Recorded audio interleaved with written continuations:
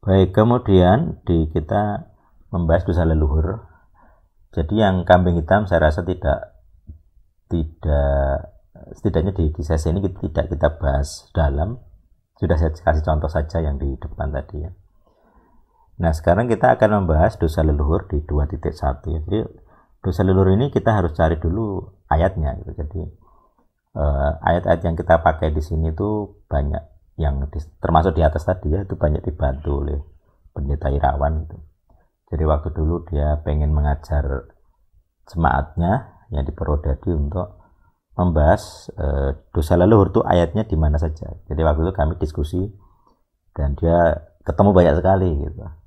Dan saya rasa itu juga yang bikin dia semangat gitu, bahwa ayatnya ada. Ayatnya ada.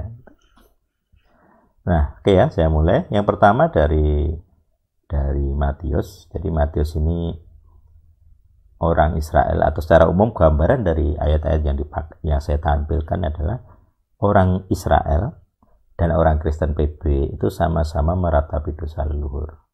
Jadi sama-sama anti atau enggak cocok dengan dosa leluhur gitu. Jadi makanya kita juga harus aware, sadar tentang ini. Oke, kita mulai dari Matius 23. Itu Yesus mendakwa dosa leluhur, di mana orang Farisi itu dikatakan harus membayar dosa leluhur. Penuhilah takaran leluhurmu. Jadi ceritanya adalah di Matius 23 ini orang Farisi dan ahli kitab dikatakan itu bermuka dua. Mereka membangun makam nabi dan memperindah kuburan orang-orang benar gitu. Terus mereka berkata, sekiranya kami hidup pada zaman leluhur kami tidak menjadi semitra dengan mereka dalam darah para nabi. Jadi dia tidak ikut dalam pembunuhan para nabi. Tetapi malah itu menjadi kesaksian bahwa berarti kamu mengakui leluhurmu membunuh para nabi. Loh, ini yang ngomong siapa? Yang ngomong Yesus. Dia bilang berarti kalian mengakui keturunan para pembunuh.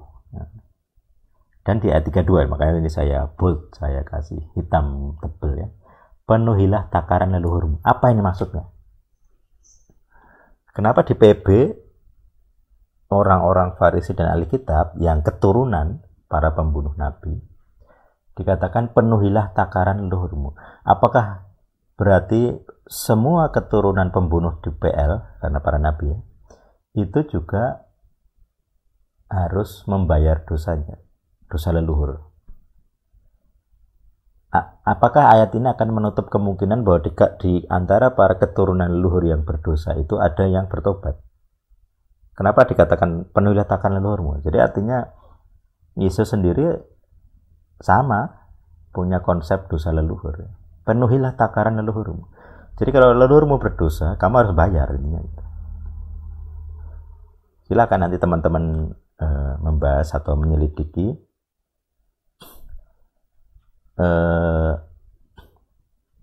di ayat 32 ini ya.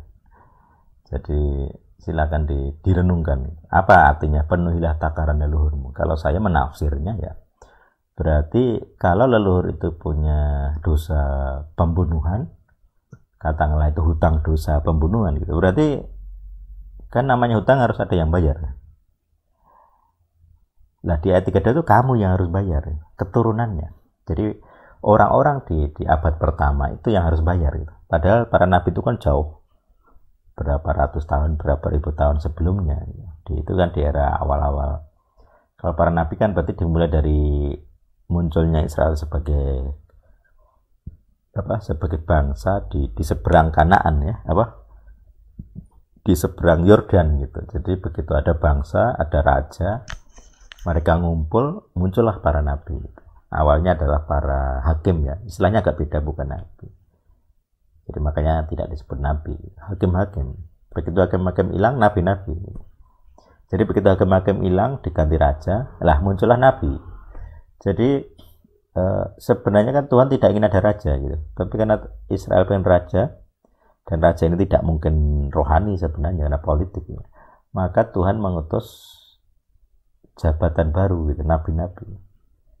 Fungsinya sama sebenarnya kayak hakim. Cuma kalau hakim itu kan dia pemimpin politik dan agama gitu. Jadi hakim-hakim itu memimpin perang juga gitu.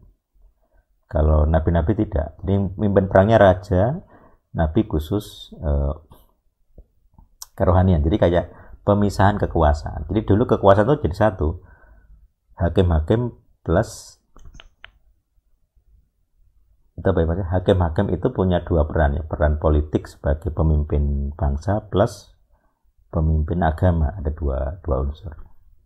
Kalau sesudahnya begitu ada raja, pemisahan kekuasaan. Jadi raja ngurus politik, perang dan sebagainya. Para nabi ngurus kerohanian gitu. Termasuk akhirnya imam. Jadi malah 3 ya. Jadi raja, imam, nabi. Mungkin trias politikanya di zaman Israel gitu. Jadi ternyata di zaman Israel sudah ada demokrasi. Sudah ada demokrasi di zaman dulu. Belum ada belum kenal orang-orang Eropa yang merumuskan trias politika, tapi sudah ada. Jadi katakanlah kan kalau trias politika itu kan eksekutif, yudikatif dan legislatif ya. Jadi hakim, pemimpin politiknya kan eksekutif, nah itu raja ya. Kalau sekarang presiden. Kalau pemimpin di bidang legislatif itu DPR-nya kalau sekarang ya. Nah jadi itu zaman dulu apa? Ya kira-kira para kohen itu, para imam. Jadi orang-orang Lewi itu kan memegang hukum ya. Mereka punya kitab. Nah kitab Taurat, kitab Tanak itu kan undang-undangnya. Jadi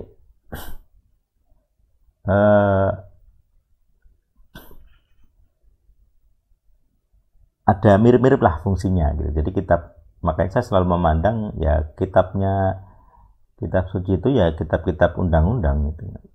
Undang-undang roh bahkan.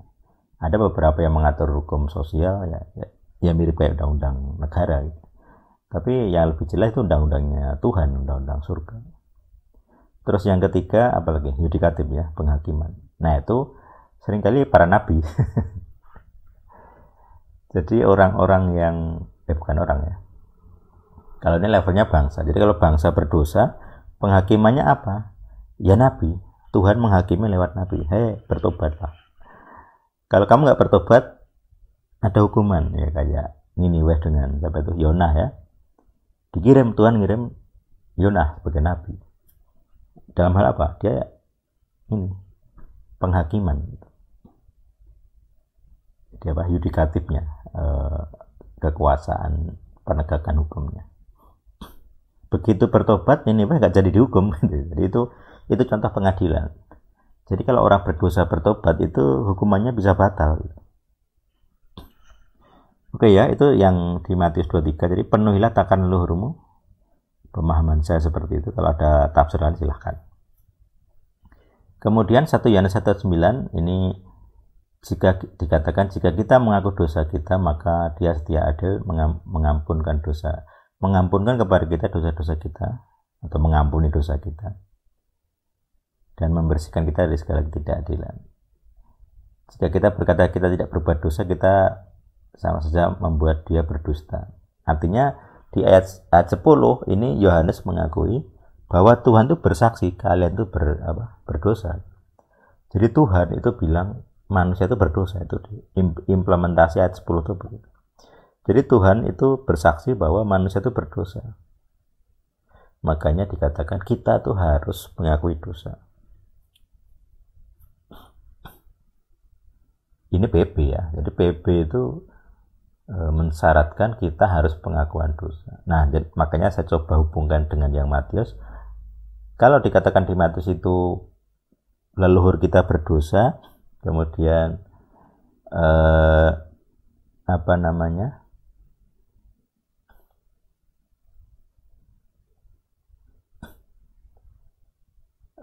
di 1 Yohanes 1:9 ada perintah untuk pengakuan dosa, berarti itu nyambungnya. Berarti kita juga harus pengakuan dosa leluhur kita. Saya memahaminya begitu ya. Karena dikatakan, saya rasa teman-teman di sini juga, siapa bisa bersaksi kalian tidak punya dosa leluhur? Saya rasa nggak ada ya. Pasti punya, karena itu rumus ya, rumus di Di Alkitab begitu, semua orang kena kok, nggak ada yang tidak. Makanya ini yang kita harus pahami. Tetapi jika kita mengaku dosa kita, berarti kita disucikan, diampuni, dibersihkan dari segala ketidakadilan. Nah ini, dibersihkan dari segala ketidakadilan berarti kan, kalau kalian merasa tidak adil, merasakan ketidakadilan, ada hal tidak adil, ya berarti kalian berdosa. Jadi kalau kita orang benar, kita tidak bisa diperlakukan tidak adil, itu prinsip. Kalau kita diperlakukan tidak adil, itu hanya sementara. Saya sendiri ngalami kok. Jadi saya ngalami perlakuan tidak adil. Nah, orang yang tidak adil ini, ya apa istilahnya ya?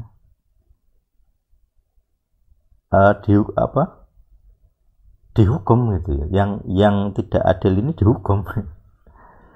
Jadi yang semula untuk sementara waktu saya mengalami ketidakadilan, begitu orangnya dihukum, ya saya menikmati hidup yang adil. Dengan dasar saya orang benar, artinya orang yang diampuni. Jadi ketika saya diampuni, maka saya tidak bisa diperlakukan tidak adil. Nah ini penting, ini konsep penting. Jadi kalau kalian sering merasa, kok saya ngalami ketidakadilan, ya pasti kalian berdosa. Itu konsekuensi dari 1 Yohanes 1:9. Oke, lanjut ya.